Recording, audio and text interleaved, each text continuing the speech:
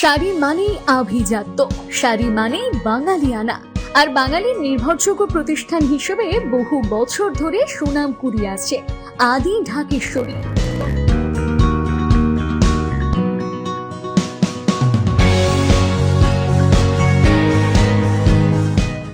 আগামী 4 ডিসেম্বর তৃণমূলের সুপ্রিমো মুখ্যমন্ত্রী মমতা বন্দ্যোপাধ্যায় জেলা সফরে আসছেন।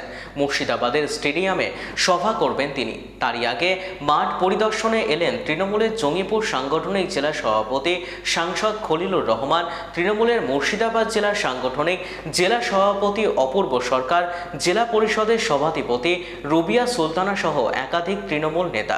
পাশাপাশি জেলা পুলিশ সুপার কুমার সানি রাজ, ডিএম নিতিন সিংহানিয়া মাঠ পরিদর্শন করলেন।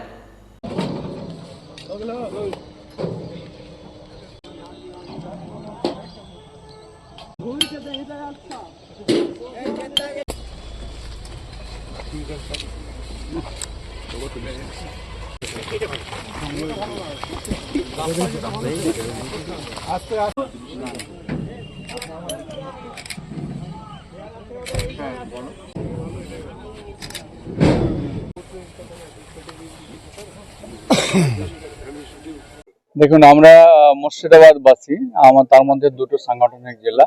আমরা আমাদের মুখ্যমন্ত্রীর জন্য অধীর আগ্রহে রয়েছি। আগামী 4 তারিখ তিনি আমাদের জেলার বহরমপুরে এই মাঠে আসছেন আর কি। আমরা লক্ষেরও বেশি লোক নিয়ে আর কি আমরা দিদিকে আমরা সুস্বাগতম জানাবার জন্য আমরা সেই অপেক্ষায় থাকবো। আর আমাদের বাংলার উন্নয়ন যেভাবে এগিয়ে চলেছে, আগামীতে এই উন্নয়ন আরো যেন গতি পায় তার বার্তা আমরা দিদির কাছ থেকে পাবো, আমরা আশা রাখছি আর কি। সেই সঙ্গে কেন্দ্রীয় সরকার যেভাবে বাংলার উন্নয়নকে আটকাতে, বাংলার প্রতি যে বঞ্চনা বিভিন্ন ক্ষেত্রে, সেই 100 দিনের কাজই হোক বা বাংলার বাড়ির ক্ষেত্রে হোক বা জল জীবনের ক্ষেত্রে হোক, বিভিন্ন ক্ষেত্রে আমরা বাধাপ্রাপ্ত হচ্ছে, বাংলা বঞ্চনার শিকার হচ্ছে। সেই সবগুলো আমাদের জেলার মানুষ আজ সেদিনকে আরো বিস্তারিতভাবে দিদির কাছ থেকে জানতে পারবে। এছাড়া প্রশাসনিক মিটিং আমাদের মধ্যে আশা করছি আগামীকালকে হবে, যেন যেনারাই বিভিন্ন ব্লক থেকে যে দূর দূর থেকে আসবেন জেলার মধ্যে থেকে, তো তিনাদের কোনো অসুবিধা না হয় সেদিকটাও লক্ষ্য রাখা হচ্ছে। আমরা মুর্শিদাবাদের মানুষ, অর্থাৎ 2 জেলা সাংগঠনিক, জঙ্গিপুর সাংগঠনিক জেলা, তার সভাপতি আমাদের সাংসদ, আমাদের সিনিয়র লিডার খলিলুর রহমান সাহেবও আছে, এবং বহরমপুর সাংগঠনিক জেলা। আমরা যৌথভাবে মুর্শিদাবাদের সমস্ত মানুষ আমরা অধীর আগ্রহে অপেক্ষা করছি মুখ্যমন্ত্রী মমতা বন্দ্যোপাধ্যায় তার 4 তারিখে আগমন।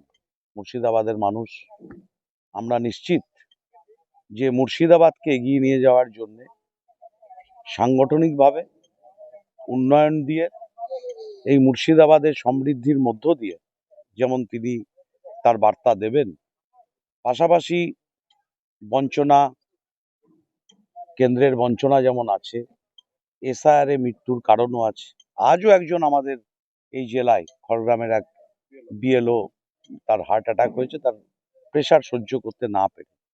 এই যে প্রতিবাদ মমতা বন্দ্যোপাধ্যায় এবং উন্নয়নে লাগাতার বঞ্চনা, এবং আমরা যারা বাংলায় কথা বলি, আমরা যারা বাংলার মানুষ, এই মুর্শিদাবাদ জেলা রেজাউল করিমের জেলা, দাদা ঠাকুরের জেলা, রামেন্দ্র সুন্দরের জেলা, এই জেলার মানুষ যারা আমরা বাংলায় কথা বলি, তাদের প্রতি যে অত্যাচার, নিশ্চিতভাবে সামগ্রিকভাবে সব মিলিয়ে একদিকে রাজনৈতিক, একদিকে উন্নয়ন, তিনি যে বার্তা দেবেন সেই বার্তা নিয়ে আমরা এই মুর্শিদাবাদ জেলার মানুষ, আমরা তৃণমূল কর্মী, আমরা আগামী দিন নিশ্চিত তারকে সামনে রেখে, মুখ্যমন্ত্রীকে সামনে রেখে অভিষেক বন্দ্যোপাধ্যায়ের নেতৃত্বে আমরা এগিয়ে যাব। মুর্শিদাবাদের মানুষকে সঙ্গে নিয়ে, সম্প্রীতির সাথে, সৌভ্রাতৃত্বের সাথে। 4 তারিখ 12টায় তিনি বহরমপুর স্টেডিয়াম, এই ময়দানে তিনি আসবেন। আমরা অধীর আগ্রহে অপেক্ষা করছি।